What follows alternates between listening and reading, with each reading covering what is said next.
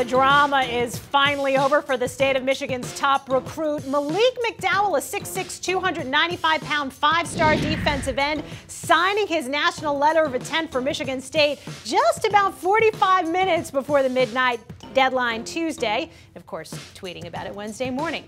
Scout.com's football recruiting insider Allen Trieu has been following this story from the get-go. Allen, we thought this was a done deal on National Signing Day a month ago, and it seemed that McDowell's dad had put ink to paper. What has transpired since then?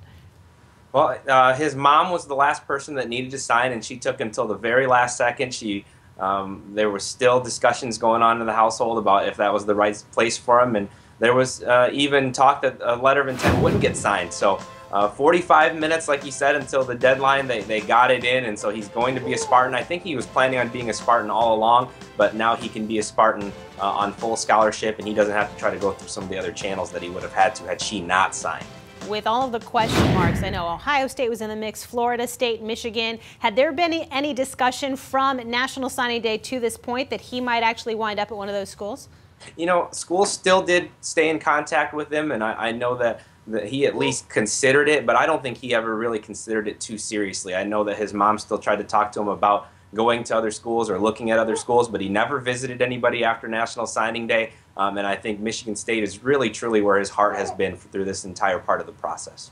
McDowell, obviously a prize recruit, but the word immaturity seems to have cropped up a bit in the last couple of months. You know him. How true to form do you think that is? Well, I think that he's actually a very, very good kid. I think maybe this process portrayed him and his family in a negative light. I think he's going to be able to put these distractions behind him. I think it's important for him to get that stress off his back now and just be like any other kid who's enrolling. He's going to be under a little bit more of a microscope, but then again, as a five-star recruit, he has been through this entire process. So I think he's learned from it. I think he's dealt with it, and now he can just concentrate on what he does best, which is play football. Well, you're right. Now that he is signed, sealed, and delivered to Michigan State, the question now is, as a kid who's considered top 5 strong side DNs in this incoming class, how much of an impact immediately do you think he'll have? Well, he's stepping into a defense that's loaded. They were the #1 defense in the country last year. So can a true freshman truly come in and make a real impact? I think best case scenario, he gets in the rotation, gets his feet wet a little bit, and plays a little bit for them this year. But I think his real impact will be made in year 2 and 3. And that's not necessarily an indictment on his talent, just the situation he's stepping into. Michigan State is a really strong defense. They're returning a lot of guys, especially up front. And so he doesn't step into a huge need right away. So I think you'll see him on the field some next year, but maybe not in a starting role or in a big role off the bat.